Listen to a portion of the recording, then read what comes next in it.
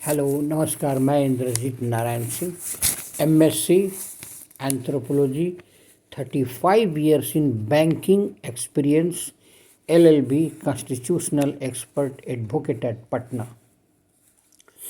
आज मैं बैंकिंग जगत की कमियों और सुधार के बारे में बता रहा हूँ। मैंने 35 साल तक बैंकों में विभिन्न पदों पर रहकर बैंकिंग जगत की अनेक विधाओं को जाना है।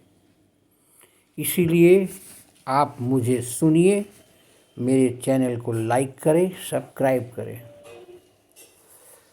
पिछले वित्त वर्ष के दौरान देश में 32 सूचीबद्ध निजी और सरकारी बैंकों पीएसबी का संयुक्त शुद्ध लाभ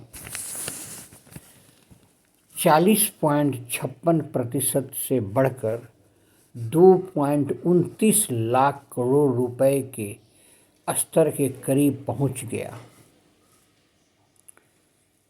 इसके साथ ही निजी और सरकारी बैंकों का शुद्ध लाभ मुनाफा 1 लाख करोड़ रुपए के आंकड़े को पार कर गया। कुछ ने अब तक का सबसे अधिक शुद्ध लाभ दर्ज किया। चालू वित्त वर्ष की जून तिमाही के दौरान सूचीबद्ध बैंकों का प्रदर्शन अच्छा रहा।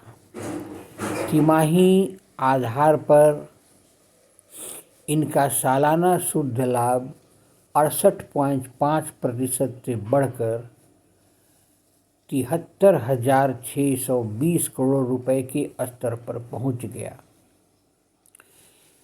इस वक्त से पीछे मुड़कर देखने की संभावना नहीं है।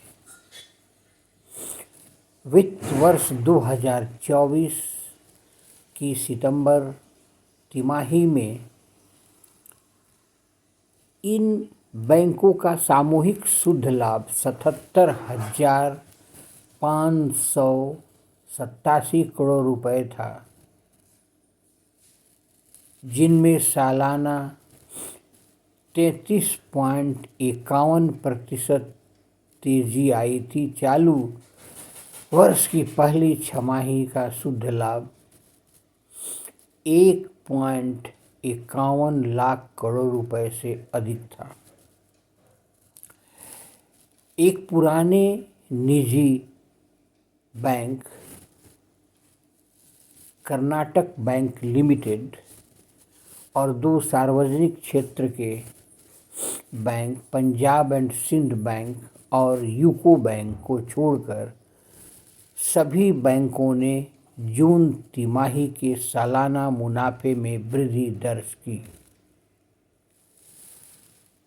पंजाब नेशनल बैंक पीएनबी ने पहले से कम आधार के बलबूते 327%, बंधन बैंक लिमिटेड ने 244% वृद्धि दर्ज की।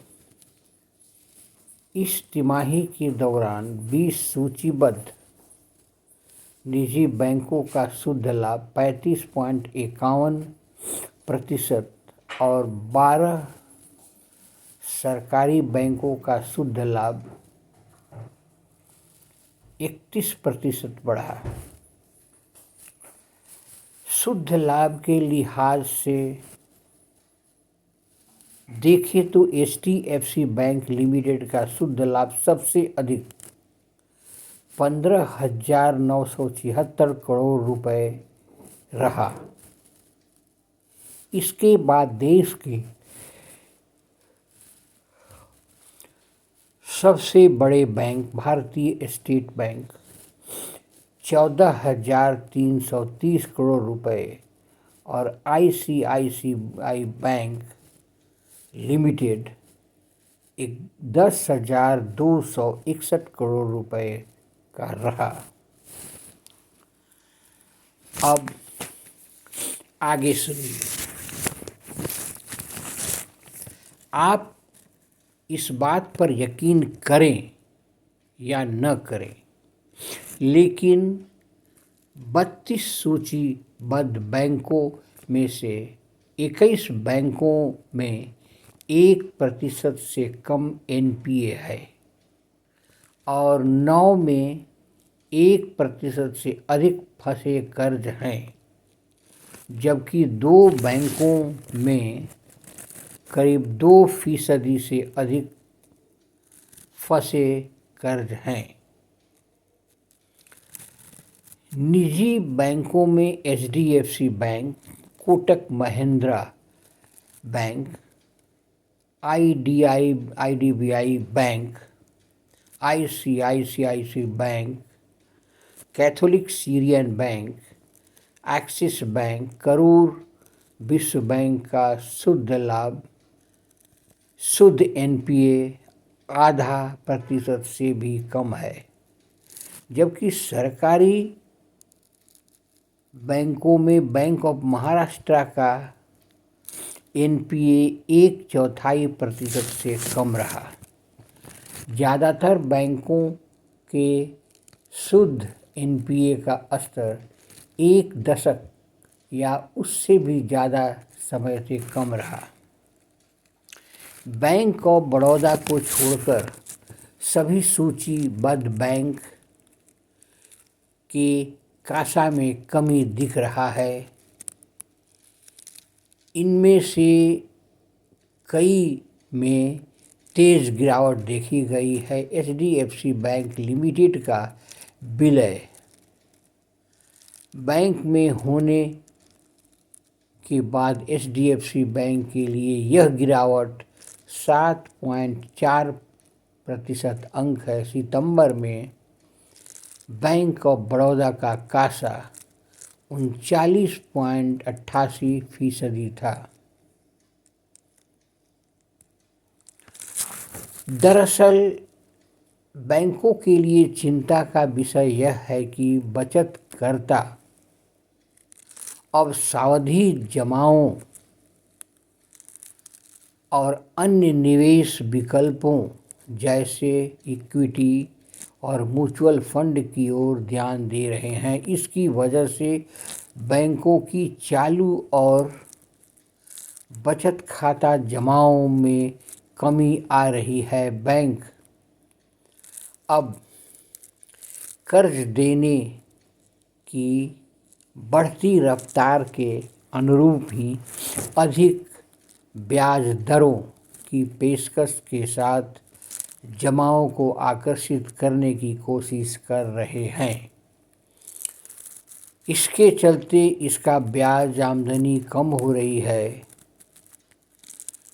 यह रुझान जारी रखने का अनुमान है।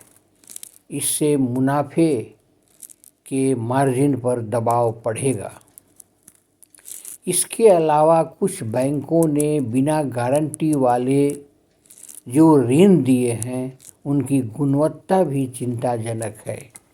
फिलहाल कोई बड़ी चिंता की बात नहीं है, लेकिन आने वाले समय में तस्वीर बदल सकती है। एक और अहम बात यह है कि निवेशकों में निजी और सरकारी बैंकों के शेयर में तेज़ी से निवेश करने का आकर्षण बढ़ा है।